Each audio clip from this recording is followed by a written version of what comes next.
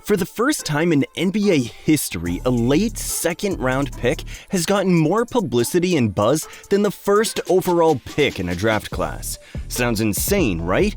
But that's because that late second-round pick this year was the son of LeBron James.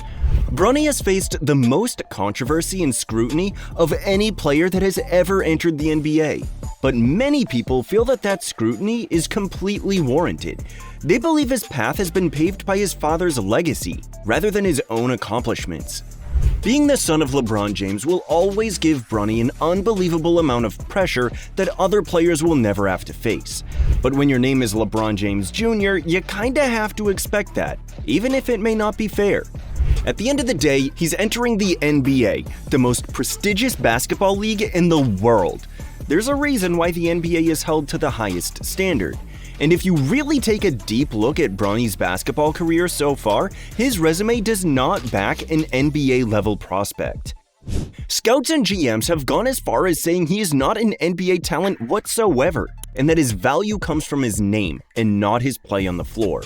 But whether you believe his spot is legit or not, he made it, and he's going to get his chance to prove his worth next to his father, one of the greatest players to ever play basketball.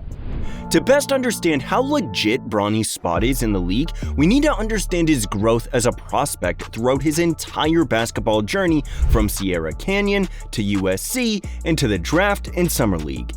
Bronny first started to get scouted entering his freshman year of Sierra Canyon School. As a freshman, he only averaged 15 minutes per game and averaged just over 4 points a game. To be fair, he was a freshman on the team with 2 5-star recruits, Brandon Boston and Zaire Williams. As a sophomore, he tore his meniscus in practice and didn't play in any official games due to the pandemic. As a junior, he played in all 29 games, but averaged just 8.8 points and less than 3 rebounds and assists per game. At this point, Bronny didn't prove on the court that he was a legit prospect by any means. But heading into his senior year, that label changed. In his senior year, he stepped into a lead role at Sierra Canyon and averaged 14.2 points, 5.5 rebounds, 2.4 assists, and 1.8 steals, while leading Sierra Canyon to a 23-11 record. He also made the McDonald's All-American game and knocked down 5 3-pointers, which tied the record for the most 3-pointers ever made in the event. He was eventually ranked by ESPN as a 4-star recruit, but the 20th overall player in the class of 2023. He would eventually commit to the USC Trojans and form a dynamic freshman backcourt with the #1 player in the class, Isaiah Collier. Bronny had a much-anticipated freshman year, but fear sank when he suffered cardiac arrest in the summer of his freshman year. Bronny made his return in under 6 months, which was extremely impressive given how bad the incident was.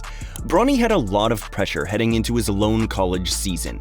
Every play he made in every game was deeply analyzed and critiqued for whatever he would do.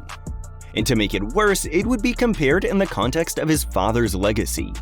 Bronny's stats his freshman year were not groundbreaking by any means. He averaged 4.8 points, 2.8 rebounds, and 2.1 assists per game in 19 minutes per game. His shooting percentages were pretty weak, shooting just 36% from the field, 26% from 3, and 67% from the line. These numbers did not indicate a future NBA player or even a legit NBA prospect. After his season ended, there was skepticism about him being an NBA talent. Bronny's only true strength in his game on the NBA level was his ability to defend guards on the ball. He did not shoot the ball as consistently as expected. He didn't have elite playmaking skills to be a point guard and was too undersized to be a shooting guard. He simply didn't have NBA-level size. After Bronny's disappointing college tenure, many projected him to be a late second-round pick. Some scouts and reporters believed that multiple teams had interest, while other scouts and reporters said that only the Lakers would take the chance. Most mock drafts had Bronny being drafted 55th to the Lakers, but some mocks had him potentially going to the Suns considering they took him in for a workout. But on draft night, the GM's influence was too much, and it was even reported that he and Rich Paul made sure that only the Lakers would draft Bronny. And it came to fruition, because Bronny was drafted to the Lakers with the 55th overall pick. This decision sparked debates about whether Bronny was picked on merit or because of his father's influence. The Lakers' decision was seen by some as a strategic move for the storyline of what LeBron hoped for most, to play with his son. Supporters believed Bronny's draft position was justified and that he really has the potential to carve out some sort of role in the NBA. But critics continued to argue that Bronny's selection was a result of nepotism. They felt that other players with better college resumes or higher NBA upside were overlooked for the storybook ending of Bronny being drafted to play with his dad. Many people believe that Bronny's selection opens the gates to broader implications of nepotism in the NBA, and that's where the NBA's Bronny problem really lies. A more deserving talent on paper might not have been drafted this time around, but a marketable storyline like Bronny fell right into the Lakers' lap. And they felt that was worth more than whoever else they'd take at 55 that would struggle to make it to the league anyway. Another major component of the Bronny storyline that many fans and media were skeptical about was his rookie contract. He signed a 4-year deal worth approximately $7.9 million, with a team option for the 4th year. This contract is not considered standard for a player selected 55th overall. Typically, 55th overall picks are on non-guaranteed two-way contracts, but Bronny got an $8 million contract with over $4 million guaranteed. Now, I do understand the marketability of having LeBron and Bronny on the same team is undeniable.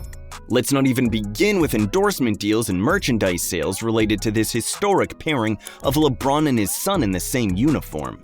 It's worth tens of millions of dollars. But the question we need to be asking is this really fair?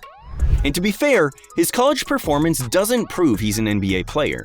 But college also doesn't prove how good he can be at this very moment. And the best way we can do that is assessing his performance in the Summer League.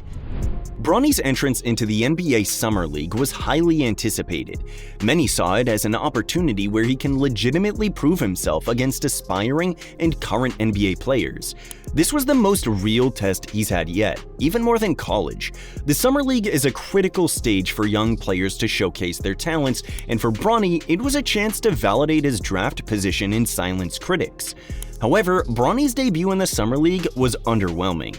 In the 99-80 loss to the Houston Rockets, Bronny had 8 points, 5 rebounds, 2 steals, and 3 turnovers. He shot 3 of 14 from the field and 0 for 8 from 3.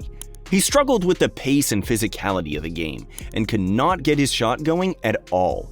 His second game wasn't much better, as he had 2 points and 3 rebounds while shooting 1 of 5 from the field and 0 of 3 from 3. But the good sign in all of this is that as the Summer League progressed, Bronny showed plenty of signs of improvement. In his third and fourth final game, he scored 12 points and 13 points respectively, and shot a combined 10 for 21 from the field and 3 of 8 from 3 across his final 2 games. His shot improved a lot over the last 2 games, and he showed improvements as a defender and playmaker in the final game as he notched 3 assists and 2 blocks in 25 minutes. Overall, Bronny's Summer League performance was a mixed bag, but the fact that he was able to show improvement over the course of Summer League is a good sign and a step in the right direction. He didn't dominate or stand out as a top prospect, but again, he was the 55th pick. To be fair, the media should be less critical of Bronny and temper expectations. It's okay that he won't be the next LeBron James. He wasn't the number 1 overall pick, he was the 55th. He may be LeBron's son, but the view of Bronny as a basketball player should be independent of his father's success. But what should happen is not what will happen. Realistically, Bronny can very well carve out a role in the league as an undersized guard who has high upside as an on- and off-ball defender who can come in and knock down threes. The absolute best players of this archetype, but who are a lot more complete in their overall games, are players like Derek White or Drew Holiday. But a more realistic comparison of what he can strive to be is someone like Davion Mitchell, DeAnthony Melton, or Miles McBride. And again, those realistic comparisons are not all-stars, but they are good players. We're talking about comparing him to the best basketball players in the world, and if Bronny can shoot a little more consistently, especially from 3, and be a great on-ball defender, that could be his role in the league. The NBA's Bronny James problem is multifaceted. It involves issues of nepotism that center around his lackluster performance in college, him being drafted to the Lakers, and the details of his contract. But how I look at it is that hitting on the 55th pick is extremely rare anyway. It's a 1 in 1,000 shot you land on a Jalen Brunson or a Nikola Jokic. Here's a list of every 55th pick since the year 2000. Do you see any names that really stand out to you? You have a few impactful role players like Luis Scola, Patty Mills, and Etuan Moore, but most of the guys on the list didn't have real NBA careers. I think it's fair to say Bronny is not much worse of a prospect than most of these guys who have gone 55th since 2000. I don't see Bronny as this huge outlier who is so much worse than all of these guys who went 55th in years past. He was a top 20 prospect, played at a Power 5 school, and suffered cardiac arrest last year. But regardless, the story around Bronny James has made the media question his spot in the NBA, and that's the Bronny James problem the NBA faces.